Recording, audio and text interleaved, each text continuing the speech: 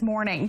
Giving women a seat at the table could bring more peace to our world, says South Dakota Congresswoman.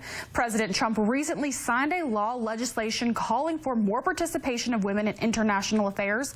An effort spearheaded by South Dakota Congresswoman Noem requires the administration to increase the role of women in peace treaties and conflict resolutions. News 13's Washington's Bureau Peter Zampa reports this is an effort in the years in the making.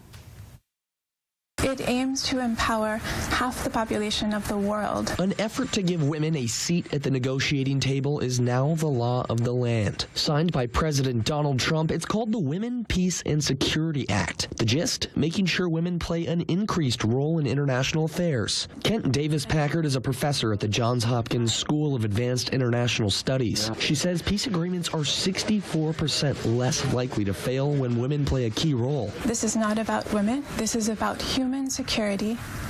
So you ask if the Women, Peace and Security Act is an important or relevant act.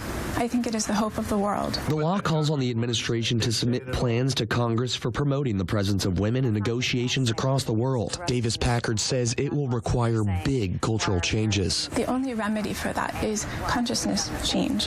And how do you raise consciousness? It's the same thing with slavery.